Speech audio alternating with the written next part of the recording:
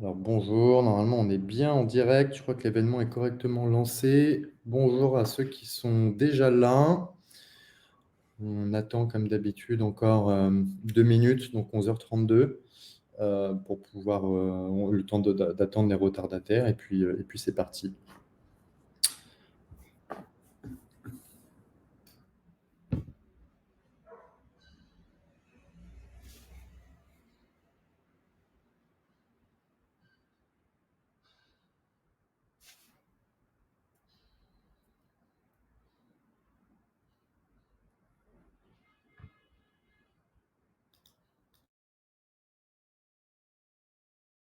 D'ailleurs, pendant que j'y pense, pardon, en attendant encore cette petite minute, le temps que les retardataires arrivent, euh, Géraldine, qui est au marketing, vous propose un petit sondage normalement auquel vous avez accès sur le tableau de droite.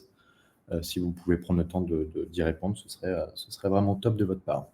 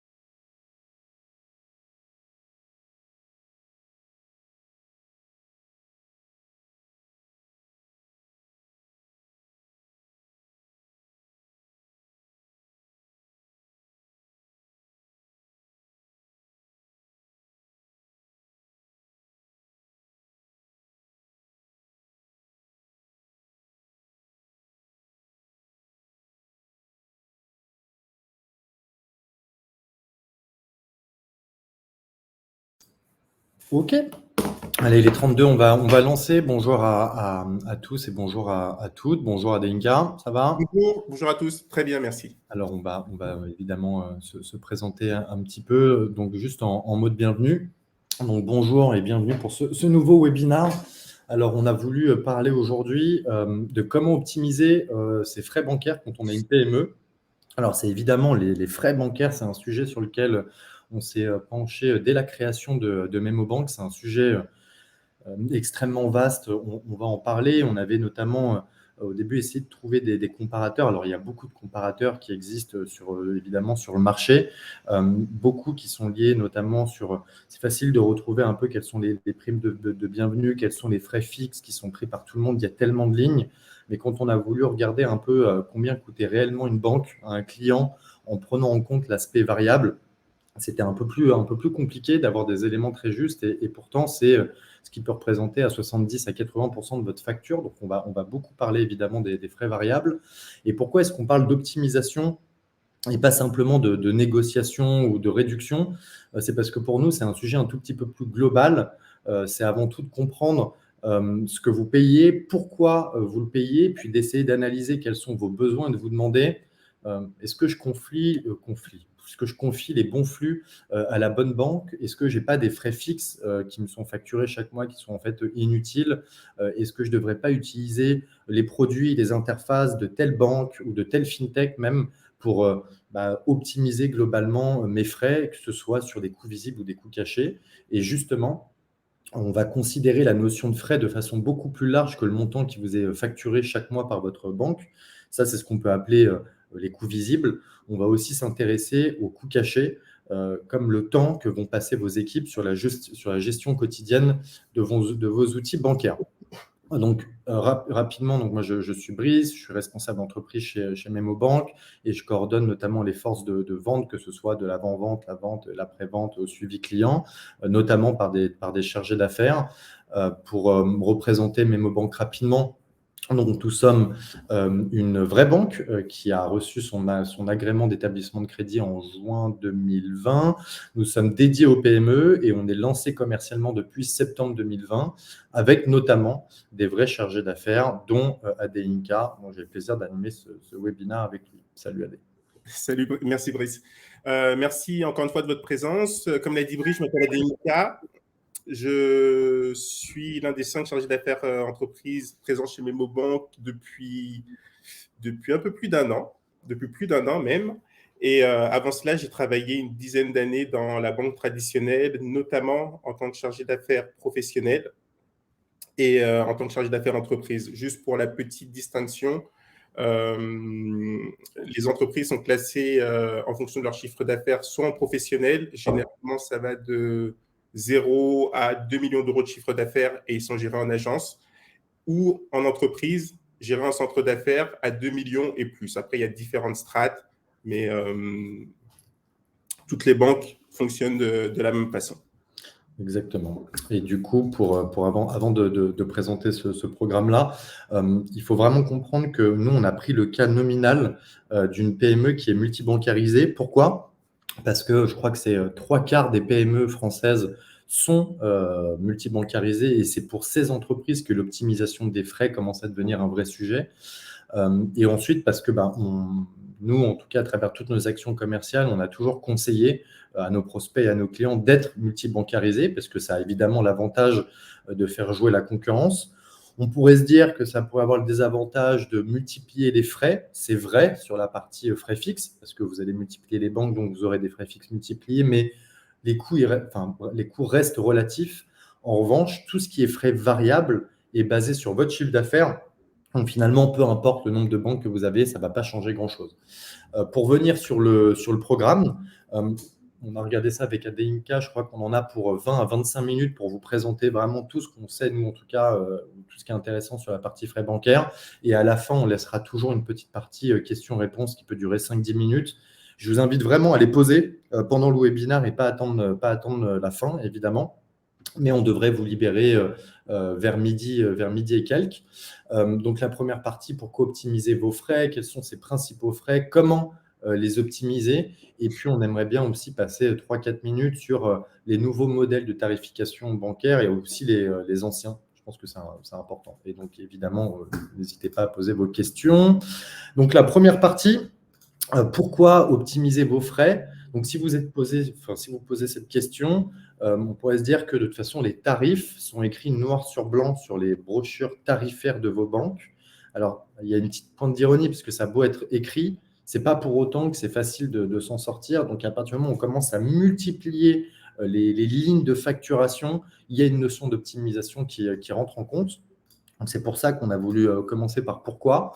Alors, évidemment, le premier élément, c'est que, comme je disais, les tarifs indiqués dans ces brochures sont des tarifs indicatifs, mais les vrais tarifs pratiqués vont varier en fonction de la tête de client de votre profil.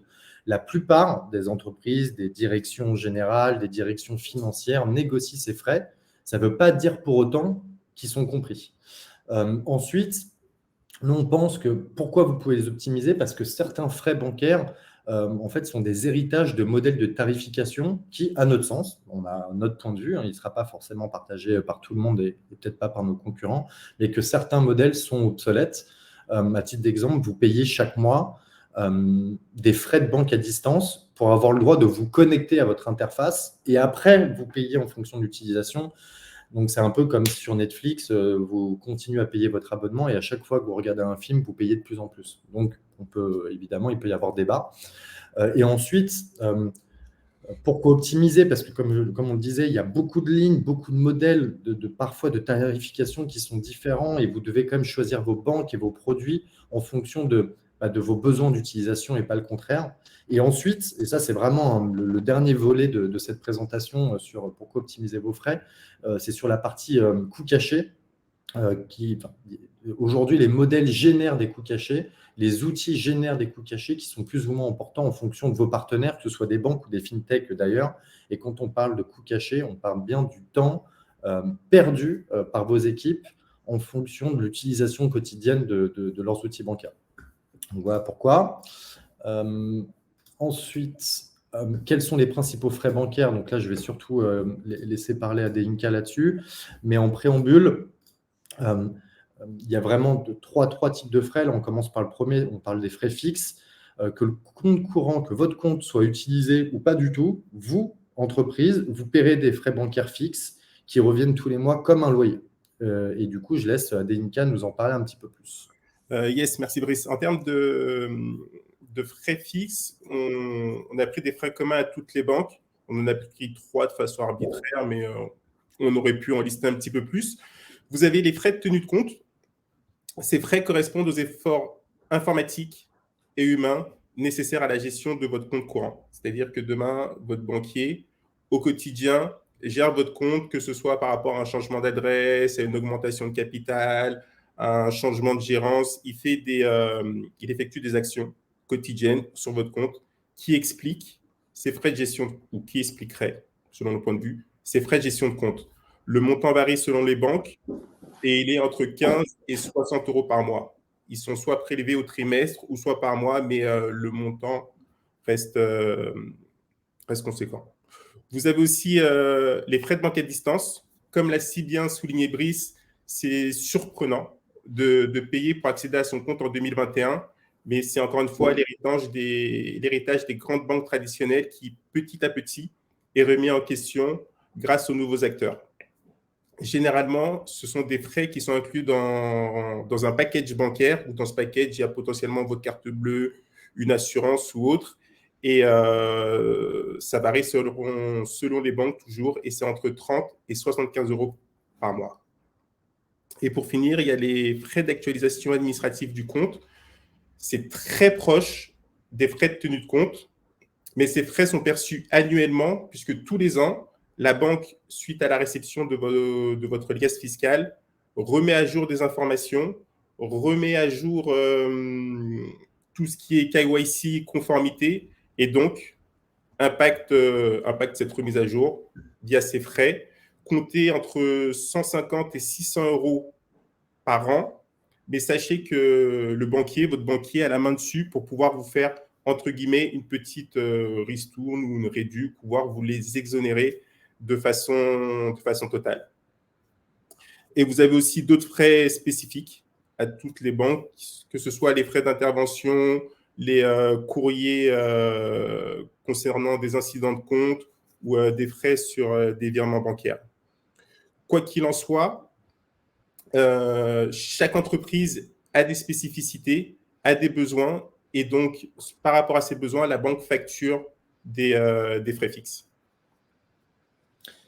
Il y avait aussi les frais pour enregistrement de mandat B2B, je crois les frais de virement de devises. Enfin, après, si on devait faire la liste des frais, il y en aurait beaucoup. Hein. C'est très lié au fait que les catalogues produits des banques sont énormes. Donc, évidemment, il y a beaucoup de frais, mais on va voir, c'est la ventilation qui est intéressante. Et du coup, Adeyinka, tu sais à peu près ce que ça peut représenter pour une PME, ces frais fixes, chaque mois ou chaque année? On peut supposer que pour une PME qui fait entre 2 et 4 millions d'euros de chiffre d'affaires, elle paierait entre 2 et 3 000 euros par an en frais fixes. Et par banque? Par banque aussi. Ok. Donc, ça multiplie les frais si elle a plusieurs banques. Ok. Et d'ailleurs, si vous voulez plus de détails là-dessus, on a notre responsable contenu, un autre Brice, qui a fait un article qui est vraiment super bien fait et qui s'appelle « Pourquoi les frais bancaires sont moins prévisibles que les trains suisses ?» Je vous invite vraiment à aller le regarder, il est extrêmement intéressant et on rentre un petit peu plus dans le détail. D'ailleurs, en parlant de détails, on a essayé de lister, alors ça c'est vraiment des tarifs qu'on a récupérés sur les brochures tarifaires, quels sont les frais fixes prélevés par les banques traditionnelles. Et on voit, comme disait Adeyinka, qu'on est entre 70 et 100 euros. Ce qui est affiché pour le Crédit du Nord et ce qui est vraiment affiché sur la brochure tarifaire, on en avait déjà parlé, je crois, il y a un an, et on nous avait dit, mais est-ce que vous pensez réellement que nos clients payent ça? Peut-être, je ne sais pas, mais en tout cas, c'est ce qui est indiqué dessus. Donc, pour les clients Crédit du Nord, j'espère que vous êtes bons en négociation. Ensuite, on a essayé de regarder un peu quelle était la ventilation de ces frais fixes. On n'est que sur les frais fixes en fonction des banques. Ça peut vous donner en fait des billes en fonction de la banque dans laquelle vous êtes. Et vous regardez que du bleu plus foncé, on est sur les frais de tenue de compte, puis banque à distance, puis actualisation administrative, et à la fin, des commissions de mouvement, mais c'est des forfaits minimums. Si vous n'avez pas atteint un certain montant de commission de mouvement à la fin de votre mois, vous avez quand même un forfait minimum, mais on parle de 15 euros. Donc, ça vous donne quand même quelques éléments si vous souhaitez retourner voir votre banque et comprendre comment est-ce qu'ils ventilent ces coûts-là. Ça, c'est vraiment informatif. Et ensuite, après les frais fixes, on va parler des frais variables. Donc, c'est vraiment pour revoir vos frais fixes à la baisse. Ces frais variables, c'est ce qui va vous permettre, les frais fixes, d'économiser quelques centaines, voire quelques milliers d'euros par an. Alors, c'est toujours bon à prendre, certes, mais si vous tenez vraiment à réduire votre facture bancaire, ce sont sur ces frais variables que vous allez devoir négocier. Et les frais variables, on parle bien des frais dont le montant dépend du volume de transactions sur votre compte, transactions sortantes. Et il s'agit essentiellement de ce que votre banque appelle les commissions de mouvement. Et du coup, Adé, qu'est-ce que tu peux nous dire là-dessus? Adé Inca, pardon. Pour expliquer rapidement la commission de mouvement, dites-vous que vous payez un pourcentage à la banque à chaque fois que de l'argent sort de votre compte courant. Que ce soit des prélèvements, des virements ou par chèque, la banque prélève des frais sur les flux sortants. Je vous rassure, la banque ne prélèvera pas de frais sur ses propres flux, c'est-à-dire que sur ses mensualités de crédit ou sur ses frais bancaires, vous ne serez pas commissionné dessus.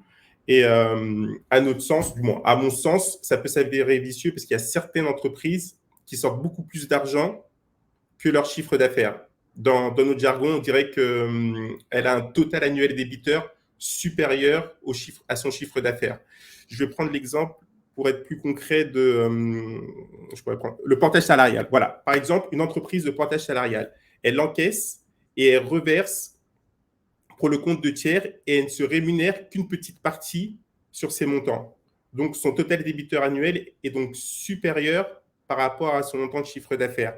Donc, sa marge est fatalement rognée à cause des commissions de mouvement. Il y a beaucoup d'autres exemples d'entreprises qui sont dans ce cas-là et on pense que ces entreprises souffrent du fait de ce modèle de facturation.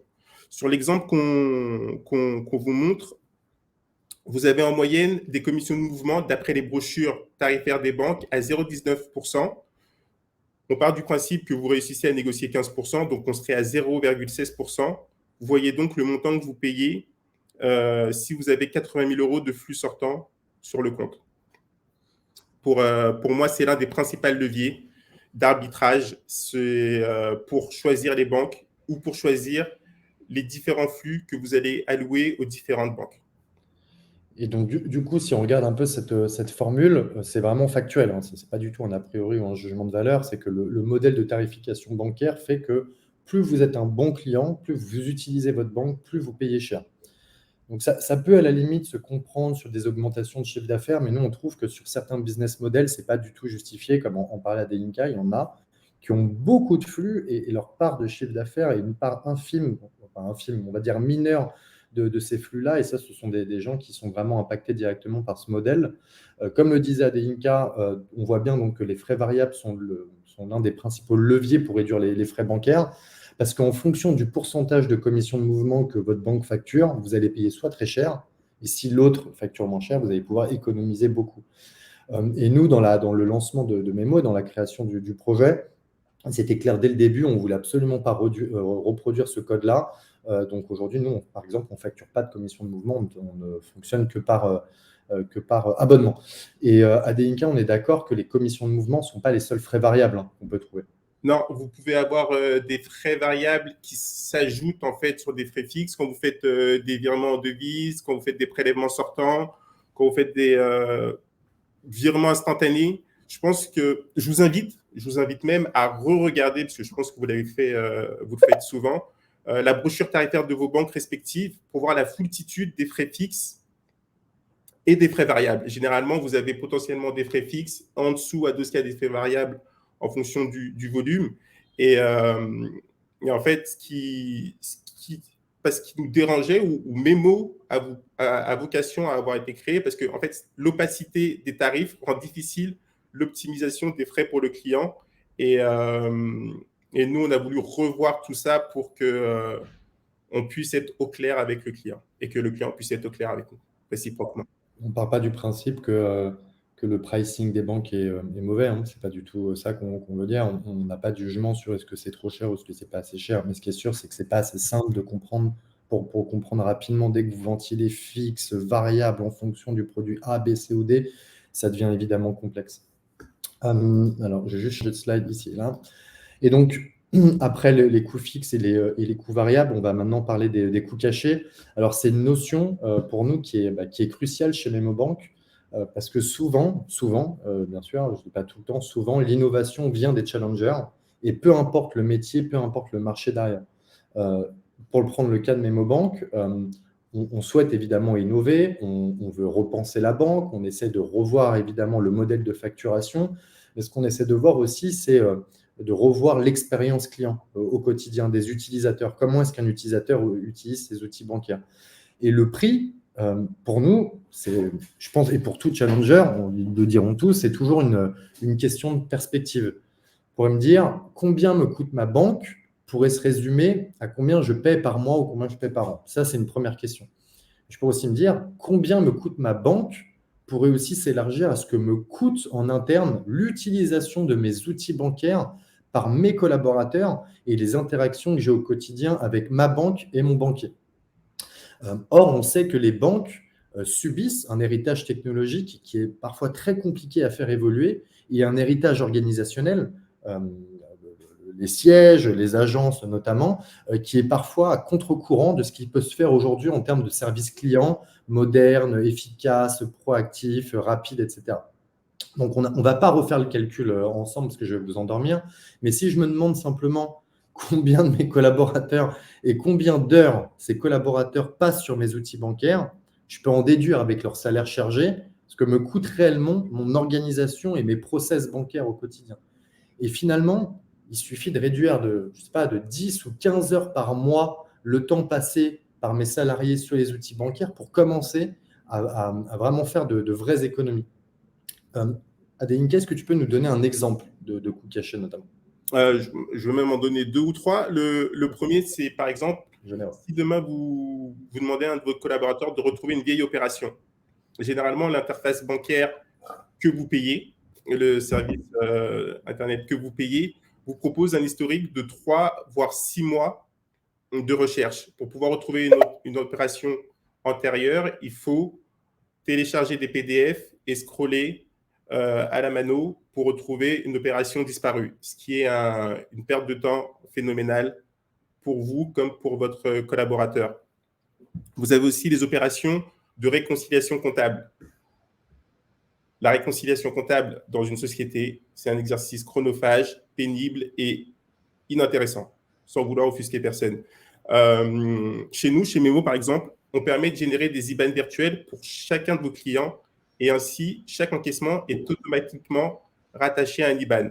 La réconciliation comptable se fait tout seul. Je pourrais aussi vous parler d'ajouter ou supprimer un mandat de prélèvement, accorder ou retirer des permissions à un collaborateur, ce qui est laborieux généralement quand vous passez par une banque traditionnelle parce qu'il faut faire une demande au conseiller, il faut écrire un courrier, il vous renvoie un document à signer que vous devez renvoyer par courrier. Bref, c'est une perte de temps, tant au niveau administratif que de suivi, et toujours dans le fait inintéressant. C'est clairement un aspect à prendre en compte dans l'optimisation de vos frais bancaires. Et d'ailleurs, pour ceux que ça intéresse, je vais toujours rebondir sur un article écrit par Brice, qui est sur notre site. Il s'appelle « Les 6 démarches pour lesquelles MemoBank ne vous fera pas attendre 48 heures ». On a listé quelques pain points de clients ou d'hypothèses de pain points que vous pourriez rencontrer. Et il y a aussi des cas clients, des cas de certains de nos clients qui viennent chez nous et qui témoignent sur le gain de temps et fatalement le gain d'argent que l'entrée chez MemoBank leur a fait faire. Exactement. Merci Adélinka. Alors maintenant, de pourquoi et de combien, c'est comment optimiser vos frais bancaires, parce qu'il y a notamment des questions d'Erwan, je profiterai pour y répondre. Donc maintenant que vous savez les différents types de frais bancaires, on va voir comment on peut les optimiser. Alors, avant de négocier vos frais avec votre banquier et puis d'arbitrer la domiciliation de vos flux entre vos partenaires, il faut savoir combien vous payez exactement. Et j'appuie bien sur le « exactement » dans chacune de vos banques et quels frais correspondent à quel service. Pour ça, vous avez on va dire, deux grandes façons de pouvoir comprendre exactement combien vous payez. La première, ce n'est pas la plus simple, c'est que vous prenez les 12 derniers relevés de compte de votre entreprise et vous épluchez ligne par ligne. C'est une première méthode. Et la deuxième, sans doute la plus simple, c'est d'appeler votre conseiller et de lui demander, s'il ne l'a pas fait, parce que normalement c'est une obligation, de vous envoyer votre relevé annuel de frais bancaires. Et normalement, là-dedans, vous aurez le détail de toutes vos lignes de facturation. Et une fois que vous avez récupéré ces relevés annuels de frais bancaires, de vos 2, 3, 4, 5 banques, peu importe, là, vous serez capable de pouvoir comparer le pricing entre frais fixes et frais variables. Adéinka, un autre conseil? Oui. Assurez-vous que les conditions négociées, en fait, vous négociez des conditions avec votre conseiller. Si demain votre conseiller part, potentiellement son successeur va vous remettre les conditions normales. Donc, assurez-vous que les conditions négociées avec votre précédent conseiller restent les mêmes et sachez que la banque peut de façon unilatérale augmenter ses tarifs en fonction du profit de l'entreprise. Donc, je rebondis sur le point de Brice. Checkez bien vos relevés de compte pour voir s'il y a des disparités tous les mois entre vos différents frais bancaires. Et demandez bien le relevé annuel. Yes. Et après, donc, on a l'analyse des coûts cachés. Donc, on revient là-dessus. On va prendre juste deux exemples parce que je pense que c'est intéressant. C'est vraiment deux cas qu'on a rencontrés. Le premier, c'était un prospect qu'on avait sollicité dans le cadre de notre prospection qui nous avait juste demandé OK, mais vous coûtez combien? On avait envoyé nos tarifs et en moins de 5 minutes, il avait répondu au mail en disant non, non, merci, vous êtes pas compétitif. On était assez surpris parce que des clients qui sont capables tout de suite de comprendre combien ils paient, on n'en a vraiment pas rencontré beaucoup, même pour les entreprises les plus organisées. Donc, c'est sans doute une personne qui regardait uniquement que le pricing, peut-être qui confondait le prix de nos abonnements avec le prix des frais de banque à distance. Je ne sais pas, mais bon, voilà, on ne saura jamais. Passons au suivant. Et le second exemple, c'était celui d'une grosse PME industrielle. Le directeur financier venait juste de prendre son poste et il avait hérité d'une vingtaine de comptes en banque, de 5 ou 6 banques différentes. Donc là, on parle quand même d'entreprises qui, à la fin de l'année, ont des factures qui piquent légèrement. Sauf que dans son approche, il ne s'était pas arrêté uniquement à l'économie qu'on était capable de lui apporter sur les frais. Il avait commencé vraiment à regarder ce que même aux banques pouvaient automatiser, là où ses collaborateurs passaient beaucoup de temps à répéter des tâches manuelles. Et quand vous avez une équipe de 4 personnes qui sont principalement, là, dans son cas, des comptables, qui peuvent faire autre chose de leur journée que saisir des opérations à la main, s'arracher les cheveux, à faire de la réconciliation comptable, à passer d'un compte à un autre, en plus de leur offrir, nous on pense, une meilleure condition de travail en mettant dans leurs mains des outils qui sont modernes et qui fonctionnent bien, vous allez aussi vous offrir des vraies économies sur le temps passé par vos collaborateurs. Et nous, c'est vraiment une approche qu'on favorise, une approche commerciale qu'on favorise, c'est qu'avant de parler tarifs avec nos prospects, on procède d'abord à un audit des flux bancaires afin de comprendre qui utilise vos outils dans l'entreprise, quels outils vous utilisez, comment vous les utilisez, pour qu'à la fin, on puisse vous dire, voilà, ça vous coûte réellement aujourd'hui, votre banque, elle vous coûte réellement tant d'argent. Voici ce que nous, on est capable de faire, et en termes d'abonnement et en termes de process. Donc, les coûts cachés sont vraiment, vraiment à prendre en compte. Et ensuite, on va parler d'arbitrage entre les banques. Quand vous en avez plusieurs, vous allez pouvoir tirer parti des différences de tarifs ou de systèmes de tarification de chacune par rapport à vos besoins. Adéinka, qu'est-ce que tu peux dire là-dessus? Analysez vos besoins. Analysez vos besoins. Maintenant que vous avez analysé vos frais bancaires, comparez-les avec vos besoins. Est-ce que vous effectuez beaucoup de prélèvements sortants? Posez-vous la question de savoir si vous faites beaucoup de virements en devises ou si vous avez besoin de recevoir des devises. Est-ce que vous confiez beaucoup de flux à la banque A alors qu'elle a des commissions de mouvement plus élevées? Voilà, c'est des questions qu'il faut se poser dans l'analyse de son besoin. Répartissez les flux en fonction des banques et de vos besoins. Je rebondis, si vous avez une banque qui vous prend plus de commissions de mouvement qu'une autre, voilà, faites un arbitrage. Intéressez-vous également aux coûts cachés, comme l'a dit Brice. L'interface bancaire est très importante puisque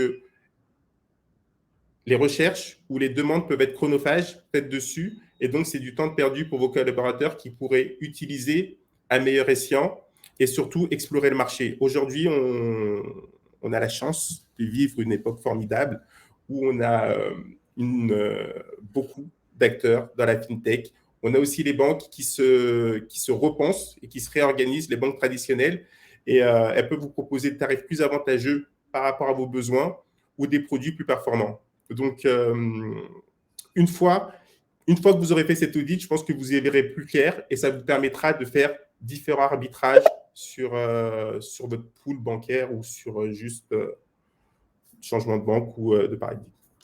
Et maintenant, on va parler de négocier avec votre banquier. Et Erwan, vous avez posé 2 questions. On permettra d'y répondre, Georges, un petit peu plus tard. Donc, négocier avec votre banque. Donc, les tarifs des brochures des banques sont indicatifs. Donc, vous devez aussi utiliser la négociation avec votre banquier pour faire utiliser vos frais. Adélinka, quel conseil tu pourrais donner pour bien négocier avec son banquier? Je pense qu'Erwan, ça répondra aux 2 questions. J'espère répondre à la question d'Erwan. La première, déjà, apporter des solutions à son banquier. Avec le banquier, vous devez être dans une démarche gagnant-gagnant. Plus vous l'aidez à atteindre ses objectifs commerciaux, plus il sera disposé à la négociation. C'est-à-dire que si demain vous lui confiez plus de flux, il va potentiellement baisser certains frais. Si vous souscrivez à un produit, il va peut-être vous faire une gratuité sur d'autres produits. Voilà, c'est un échange win-win. Jouer le temps long et l'établissement d'une relation de confiance, je crois que c'est le meilleur conseil. Vous économiserez sans doute plus de temps en restant fidèle à votre banque qu'en allant voir ailleurs si l'herbe est plus verte. Votre conseiller vous connaît votre business, connaît la façon dont vous travaillez et les flux qui rentrent et qui sortent sur le compte. Et vous, fatalement, vous connaissez l'état d'esprit et les attentes de votre conseiller. Donc, la relation est plus fluide et je vous invite à en profiter. Négocier, c'est savoir jouer sur la concurrence de temps en temps, mais pas tout le temps. Jouer sur la concurrence, c'est un peu contradictoire avec le précédent point, mais votre conseiller n'a pas de super pouvoir. C'est-à-dire qu'à un moment, il sera confronté à sa hiérarchie qui lui dira non. Et donc, si vous avez une banque secondaire, ça peut rééquilibrer le rapport de force. Et petite digression, mais je pense que si aujourd'hui, certains d'entre vous n'ont qu'une banque, je vous invite à avoir toujours une banque secondaire parce que s'il y en a une qui fait défaut, le conseiller est absent ou il y a une panne informatique ou autre, vous avez forcément une banque de repli pour pouvoir continuer votre activité. Et le dernier point, choisissez le bon moment pour négocier. Est-ce qu'il y a un bon moment pour négocier? Je ne sais pas, mais à l'entrée en relation, lors de la demande d'un crédit, vous pouvez négocier les conditions tarifaires ou les frais de dossier, ou lorsque vous êtes déjà client et que votre chiffre d'affaires augmente, vous pouvez encore négocier parce que vous êtes en position de force, parce que vous pouvez confier des flux à votre seconde banque. Donc voilà, en fait, le bon moment, c'est le moment que vous aurez décidé en fonction des événements qui arriveront lors de votre activité. Exactement. Et du coup, Erwan, pour répondre à votre question, peut-on négocier avec la banque les frais fixes? Oui, parce que ce sont les frais qui sont le moins justifiés. La commission de mouvement, c'est vraiment le principal vecteur de PNB, enfin de chiffre d'affaires pour une banque. Et c'est entre guillemets justifié parce que c'est leur modèle. Sur les frais fixes, oui, vous avez des bonnes négociations à faire. Et puis en plus, on parle de frais qui sont récurrents. Et la deuxième question, c'est est-ce une réalité pour toutes les banques? Les bons clients payent plus cher. Peut-on négocier cela aussi? En fait, c'est le modèle. C'est que comme les banques fonctionnent par commission de mouvement, plus vous passez de mouvement, plus vous payez. Donc, on ne dit pas que vous payez plus cher dans le sens où ils vont augmenter les prix parce que vous faites plus de chiffre d'affaires, mais votre facture elle va évidemment augmenter. Et ce que dit Adélinka, c'est quand le chiffre d'affaires augmente, quand on améliore ses performances en termes d'entreprise, on est en position de force par rapport à son banquier. C'est vachement rassurant d'avoir un client qui est en croissance. Et un client en croissance, on a envie de le garder. On aura toujours plus envie de faire l'effort commercial pour un client qui est en croissance qu'on a envie de garder que pour le contraire. Donc oui, vous pouvez aussi le négocier. Je répondrai aux autres questions après, notamment de Georges, encore d'Erwan et de David. Je vais juste passer sur le slide d'après. Donc, sur les nouveaux modèles de tarification, on voulait vraiment terminer ce webinaire en se demandant si... c'est une fois de plus, ce n'est pas un jugement de valeur. Hein. Si les banques ne pouvaient pas offrir à leurs clients des modèles de tarification plus simples qui permettaient aux entreprises de payer simplement ce dont elles ont besoin sans devoir passer le temps qu'on vous demande de passer pour essayer de calculer, de comprendre quels sont leurs frais fixes, leurs frais variables et optimiser leurs frais auprès de leurs différentes banques. Et toujours, c'est un point de vue, on n'est pas obligé de le partager avec nous, mais nous, on pense sérieusement que la banque, c'est l'un des derniers ou un des seuls secteurs dont le modèle économique n'a pas vraiment évolué ces dernières années, puisqu'il suffit d'ouvrir une grille, une brochure tarifaire d'une banque et vous verrez bien que c'est compliqué. C'est, comme on le disait, ça s'explique par le nombre de produits bancaires qui existent, mais c'est aussi la façon dont c'est ventilé. Donc, à la fin, vous, chef d'entreprise, vous êtes obligé de négocier ligne par ligne et on ne pense pas que ce soit un temps que le banquier déjà a envie de passer. Je ne sais pas combien de chargés d'affaires aiment négocier sur des petits frais minuscules avec leurs clients. Je pense qu'ils ont autre chose à faire et vous aussi. Et vraiment, si on devait faire un parallèle, une analogie, c'est entre la tarification actuelle en vigueur dans le monde bancaire et la tarification qui existait en fait hier dans les télécommunications. C'est un un exemple qu'on prend souvent, parce qu'avant l'arrivée de Free, les opérateurs avaient des tarifications à la minute et au SMS. Et je crois qu'il y a des cas, on n'est pas suffisamment jeune pour ne pas avoir connu ça. On l'a eu, le SMS coupé en deux, et on peut facturer je ne sais pas combien de centimes supplémentaires. Donc, ça, c'est un modèle d'hier. Et on sait que les banques font un super travail. C'est vraiment pas ça qu'on met en cause en termes d'accompagnement de certains produits. Mais on pense que vraiment sur leur modèle économique et le modèle de facturation, c'est aux clients de s'adapter aux banques. Et aujourd'hui, ce n'est pas les banques qui s'adaptent au mode de consommation, au mode d'achat de leurs clients. Et le système d'abonnement qu'on a mis en place, il offre de la visibilité pour le client, de la visibilité, de la lisibilité, et c'est assez facile de savoir en fin d'année combien est-ce qu'on peut payer. Donc, si on vient sur le modèle, et pour terminer là-dessus, on ne va pas passer très longtemps sur la tarification de MemoBank. Vous avez vu qu'on avait une forme d'abonnement. On en a 3 qui s'adaptent quand même à la taille de nos différents clients. On ne prend pas de commission de mouvement puisqu'on fonctionne en abonnement mensuel. On ne prend pas de frais de tenue de compte, de frais de banque à distance, ni de frais d'actualisation administrative et juridique. Et à la place, donc, on facture un abonnement qui est facile à suivre. Et je vais répondre à la question notamment de David, c'est sur l'optimisation de la gestion de la banque pour les fonctions comptables. Avez-vous des exemples concrets de ce que MemoBank fait différemment des banques traditionnelles SVP? Alors, vous n'êtes pas sans savoir que créer une banque, c'est compliqué hein, parce qu'on vient sur un marché qui est aujourd'hui qui est l'idée par des acteurs qui sont énormes, qui sont là depuis longtemps et qui ont eu le temps de développer énormément de produits. Donc nous, on a commencé, on a choisi nos batailles à nous. Et nos batailles, c'était au moins, dans un premier temps, de créer une banque qui fonctionne. Vous venez sur MemoBank, vous essayez d'utiliser MemoBank et vous verrez que ça fonctionne ça fonctionne tout le temps. C'est très intuitif, c'est très simple. Vous pouvez inviter un collaborateur en quelques secondes, enlever ses permissions. On est sur une interface qui est clairement collaborative, qui est moderne. Donc ça, c'est la première chose. Après, en termes de réconciliation comptable, on a par exemple sorti des fonctionnalités qui sont les sous-comptes et qui sont les IBAN virtuels. Et en fait, là, qui vous permettent, par exemple, si vous avez plusieurs secteurs d'activité, je ne sais pas moi, plusieurs activités différentes, vous pouvez allouer à vos différents clients, à vos différents fournisseurs, à vos différentes business units des virtual IBAN différents.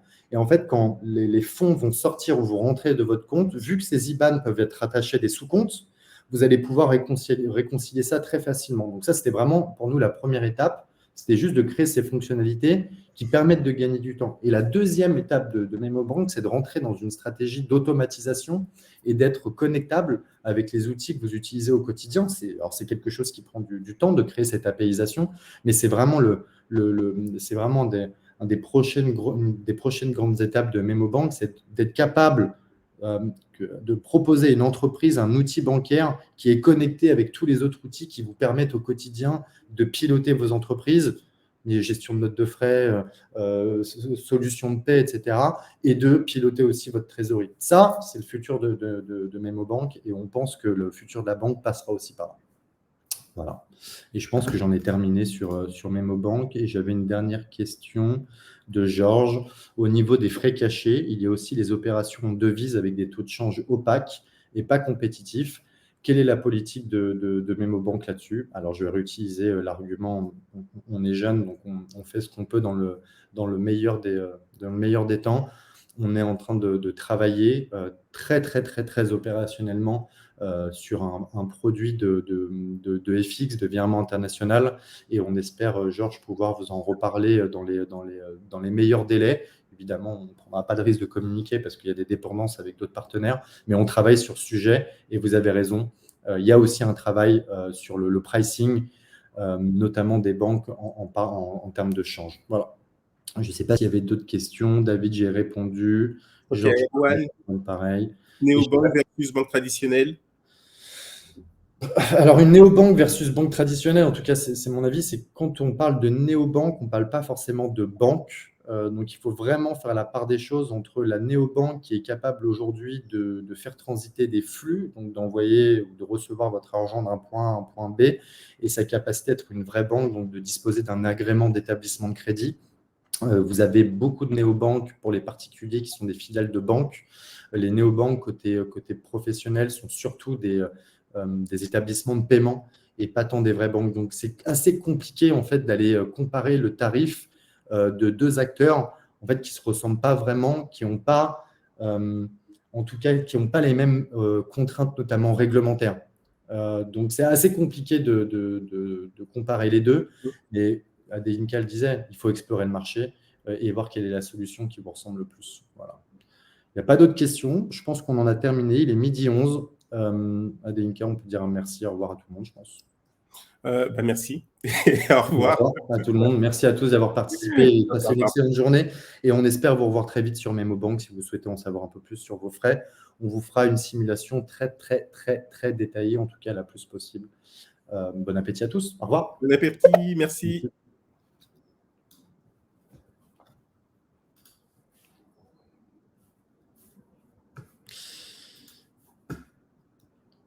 Non, je n'ai pas terminé de répondre.